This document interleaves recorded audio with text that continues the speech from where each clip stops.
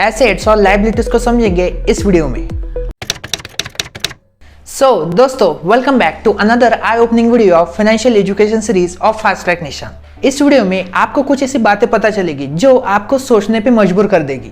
आप लोग तो जानते हैं कि हम ऐसी इंटरेस्टिंग फाइनेंस की वीडियोस इस सीरीज में लाते रहते हैं। अगर आपने अभी तक इस सीरीज की पिछली वीडियोस नहीं देखी तो जल्दी से देख लीजिए, आपको आई बटन पे उसकी प्लेलिस्ट मिल जाएगी और उन वीडियोस के देखने के बाद आपके फाइनेंस के कंसेप्ट धीरे धीरे स्ट्रांग होने लगेंगे। और अगर आपको वो वीडियोस अच्छे लगते हैं तो उन वीडियोस को लाइक कीजिए और इस वीडियो को भी कर दीजिए और चैनल को सब्सक्राइब करके बेल नोटिफिकेशन ऑन कर दीजिए। Now without wasting time, let's enter the video.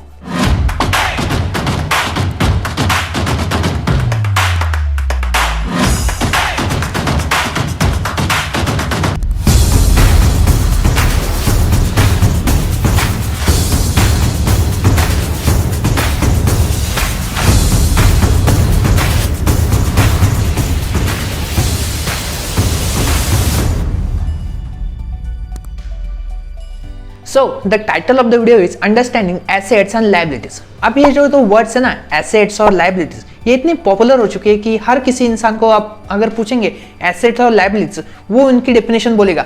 Assets means the things which puts money in your pocket and liability means those thing that gets money out of your pocket. ये तो बहुत simple है, but asset और liabilities की definition पता होने से कुछ नहीं होने वाला, क्योंकि बहुत सारे लोग अभी भी ऐसे जिन्हें पता नहीं हम किसे एसेट एक्चुअल में एसेट कहे, किसे लाइबिलिटी कहे।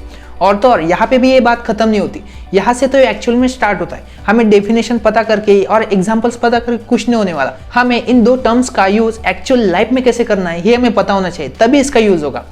अब आपको आइडिया तो आ चुका होगा। Let's go deep in this concept. अब देखो, ये जो वर्ड्स है ना, एसेट और लाइबिलिटीज, ये बोलने में तो बहुत ईजी लगते हैं, बट ये नेक्स्ट लेवल के वर्ड्स है। अब देखो, एसेट का जादू कुछ ऐसा है, ये गरीब से गरीब इंसान को अमीर बना सकते हैं इन द लॉन्ग टर्म, और लाइबिलिटीज की पावर कुछ ऐसी है कि वो इंसान कितना भी अमीर हो उसे वो कंगाल करके छोड़ती है। तो एक्चुअल में अगर इस लाइबिलिटी का मीनिंग देखे कंफ्यूज ना होते हुए, तो लाइबिलिटी मीन्स खर्चे, मतलब कि आपके ईएमआईज हो गए, जो वांट्स की चीजें होती है, मुझे ये भी चाहिए ये भी चाहिए, ऐसी चीजें, और आपके ईएमआईज हो गए, बैंक्स लोन हो गए, ऐसी चीजें जो with in the period of time इनकी वैल्यू डाउन होती है, इन्हें कहते हैं हम लाइबिलिटीज। इसके बारे में हम आगे डिटेल बात करने वाले हैं। और अगर हम एसेट्स की तरफ देखें तो एसेट मींस ऐसी कुछ चीजें होती है जिनकी value with in the period of time बढ़ती, मतलब आज अगर वो चीज 100 रुपए की होगी तो with in period of time it will increase its value from 100। अब देखो, ये जो फाइनेंशियल नॉलेज होता है, फाइनेंशियल एजुकेशन होता है, ये बहुत सारे लोगों को कॉम्प्लेक्स लगता है, उनका दिमाग चक्कर जाता है, भाई क्या चल रहा है। तो इसे बताने के लिए हम एकदम सिंपल सी स्टोरी लेंगे, मेरा रियल लाइफ एक्सपीरियंस लेंगे, फिर मैं आपको बताता हूँ। ये बात है कुछ 1 साल पहले की। मैं और मेरे 2 दोस्त थे, एक का नाम है तेजस और दूसरे का विपुल। हम लोग दुबई घूमने गए थे। हैं, आप बहुत सारे लोग सरप्राइज होंगे, अरे ये कब गया दुबई घूमने? तो रुको, शांति से सुनो मैं क्या बता रहा हूँ। हम लोग दुबई घूमने गए थे, तो मैं वहां पे दुबई एक्सप्लोर कर रहा था, बट ये जो मेरे 2 दोस्त थे वो भी वही चीज कर रहे थे, बट उनका दुबई आने का मेन रीजन था शॉपिंग करना, तो इसलिए वो घर से पैसे लेके आए थे। अब उन्होंने क्या किया, वो सारी चीजें घूमे, बुर्ज खलीफा वगैरह, बुर्ज अल पाम आइलैंड वगैरह, बहुत सारी चीजें घूमे। देन एक दिन वो दोनों गए शॉपिंग मार्केट में। दुबई की शॉपिंग मार्केट आपको पता होगी कितनी बड़ी। तो वो ऐसे सोच रहे थे कि यार हमें यहाँ से कुछ ऐसे लेके जाना चाहिए कि याद रह जाए कि ये चीज हमने ली थी दुबई से।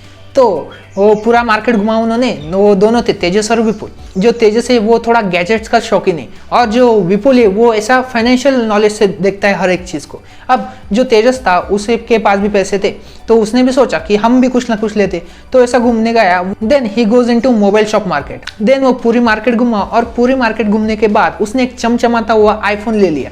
हो हाँ, वो बहुत खुश था कि हमने आईफोन ले लिया। और पैरेलली जो विपुल था वो क्या करता, वो गया था दुबई की गोल्ड मार्केट में। आपको पता होगा गोल्ड मार्केट कितनी फेमस है दुबई की। और पूरी गोल्ड मार्केट घूमने के बाद विपुल ने उसके लिए एक सोने की चेन ले ली, उतनी ही प्राइस की जितने का वो आईफोन था।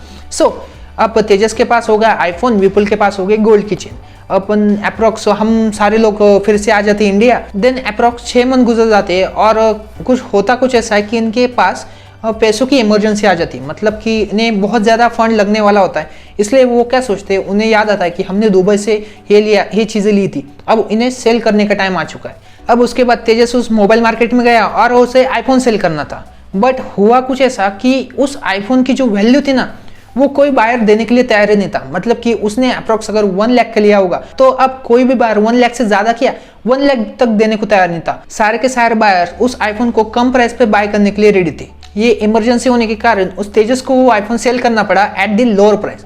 और अगेंस्ट अगर हम विपुल की बात देखें तो विपुल को भी सेम प्रॉब्लम था। वो तो उसने ली थी गोल्ड चेन और वो गया आप गोल्ड मार्केट में। तो हुआ कुछ ऐसा विपुल के साथ। अब जब वो गोल्ड की चेन सेल करने को गया तो जब उस ज्वेलर ने उसकी गोल्ड चेन का रेट इवेल्यूएट किया तो वो शॉक हो गया कि उसका रेट जो था गोल्ड प्राइस वो अप्रोक्स डबल हो चुका था। मतलब अगर उसने 1 लाख का गोल्ड लिया होगा तो आज उसकी वर्थ 2 लाख रुपीस थी। तो ऐसे कुछ ये मामला शांत हुआ। उसके पास तेजस के पास कम पैसा आया और विपुल का पैसा डबल हो चुका था। तो ऐसा कुछ सीन हुआ था। लेकिन इसमें मैं आपको क्या बताना चाहता हूँ, देखो जो तेजस ने लिया आईफोन वो एक लायबिलिटी थी और जो विपुल ने लिया गोल्ड वो एक एसेट था।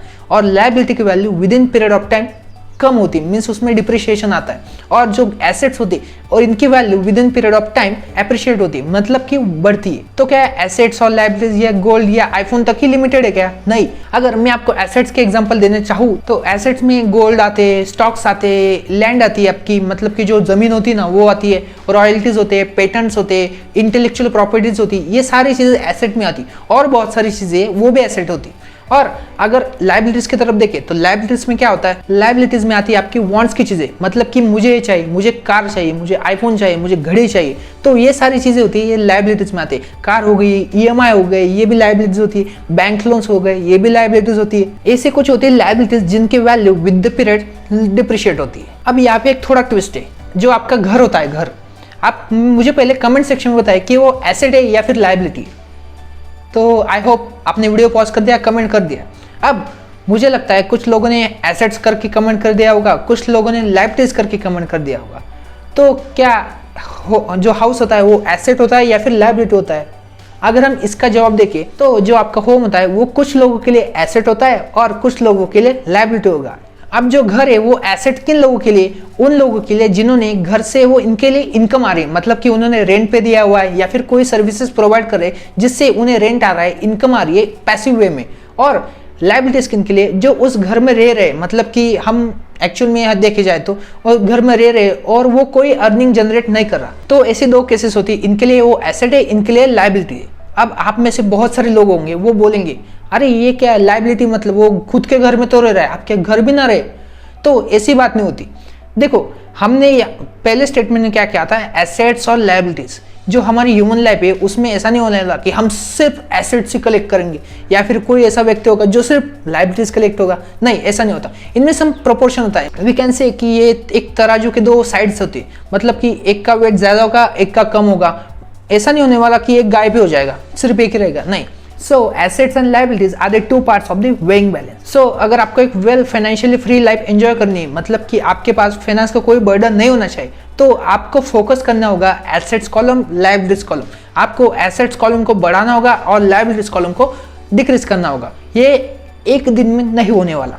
कि पहले आपको समझना होगा कि आपके पास कौन सा एसेट है, कौन सी लायबिलिटीज है, किन चीज़ों के आप पर फोकस कर सकते हैं, किन एसेट्स में इन्वेस्टमेंट कर सकते हैं और किन लायबिलिटीज में आपने जो पैसा डाला है उसे एक्सट्रैक्ट कर सकते हैं, या फिर आप कोई नई लायबिलिटीज लेने जा रहे हो तो आप अवेयर हो सकते हो उस चीज से। अब यहाँ पे थोड़ा और डाउट आ गई कि यार ये अब जो एसेट है वो कहाँ पे मिलेंगे, हमारे सब्जी मंडी में, चोर बाजार में कहाँ पे मिलेंगे, और जो लायबिलिटीज है ये कहाँ होंगी, इन्हें पहचाने कैसे? तो अरे भाई इसी के लिए तो ये वीडियो बनाई है। ये जो सीरीज है इसमें हम ये सारी चीज़ें सीखने वाले हैं विद द पीरियड। आप धीरे धीरे बहुत ही अच्छे से समझेंगे कि कौन सी चीज़ें एसेट होती है, और इससे ये तो बेस लेवल की कंसेप्ट हो गई। यहाँ से हमें बहुत आगे बढ़ना है। मैं आपको और बहुत अच्छी फाइनेंस की चीज़ें बताने वाला हूँ। सो अगर आपने अभी तक इस प्लेलिस्ट को एक्सेस नहीं किया फाइनेंशियल एजुकेशन की, तो जल्दी से एक्सेस कर लीजिए और ऐसी इंटरेस्टिंग और वैल्यूएबल इंफॉर्मेशन आपसे मिस ना हो जाए, इसलिए इस चैनल को सब्सक्राइब करके बेल नोटिफिकेशन ऑन कर दीजिए। नाउ आई होप कि आपको जो अंडरस्टैंडिंग एसेट्स और लायबिलिटीज ये जो था टाइटल, ये पूरी तरह से क्लियर हो चुकी है। अगर कोई डाउट्स है तो कमेंट सेक्शन में बताएं, कोई क्वेश्चन है, कोई पॉइंट है, वो जो सारा डिस्कशन है वो कमेंट सेक्शन आप ही के लिए, आप उसमें डालिए, हम उस वहां पे चर्चा करेंगे। नाउ इस वीडियो में इतना ही, मिलते हैं ऐसे अगले इंटरेस्टिंग टॉपिक के साथ नेक्स्ट वीडियो में। फास्ट ट्रैक निशान साइनिंग ऑफ। रुको जरा, सब्र करो। और हाँ, वो दुबई वगैरह वो सारी एक कहानी थी, नहीं तो कुछ लोग कमेंट सेक्शन में चालू हो जाएंगे। चलो ओके, बाय बाय।